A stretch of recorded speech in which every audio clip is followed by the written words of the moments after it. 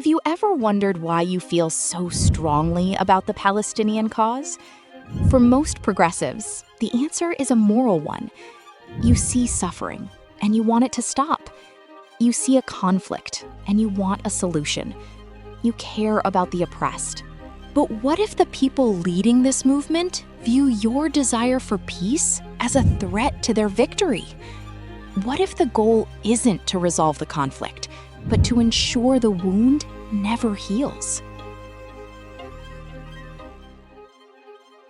Meet Yusuf al-Qaradawi.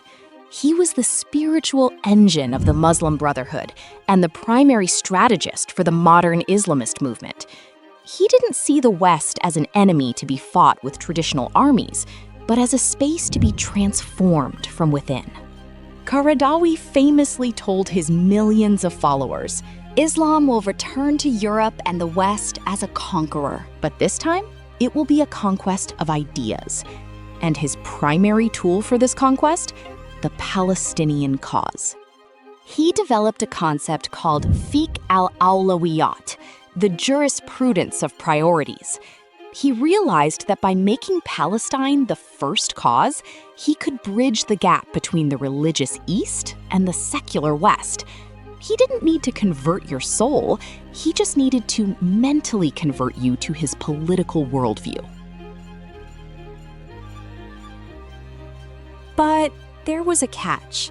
For his plan to work, the conflict had to continue. A peaceful two-state solution would be a disaster for his roadmap. If Palestinians and Israelis lived in stability, the engine of his global influence would stall. This is why Qaradawi became the architect of sabotage. He was the first to issue a fatwa legitimizing suicide bombings, specifically to shatter the Oslo Accords and the hope of coexistence. He didn't want a state. He wanted a bleeding wound. From the early bombings to the flood of October 7th, the strategy is the same. Radicalize the conflict to eliminate any chance of dialogue. By keeping the Palestinian people in a state of perpetual suffering, he ensures that you, the Western activist, stay angry. He ensures the West stays divided. While you march for peace, the architects are financing worldwide protests and using your empathy as a shield. They use the language of anti-colonialism to hide a goal of civilizational conquest. This is the jurisprudence of minorities.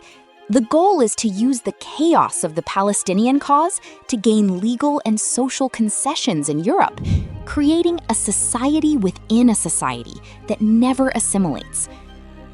People in the concentration camps from Palestine. Jihad! What is the solution? Jihad! Allah. The bleeding wound is the moral lever used to guilt-trip the West into silence, while a parallel Islamic order is established in its heart.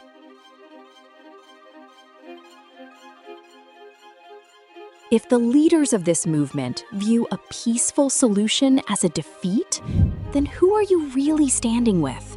Are you supporting a people, or are you being used as the human shield for a long-term play to dismantle the very liberal values you hold dear? It's time to stop looking at the slogans of justice and see how this ideology is quietly radicalizing our own society.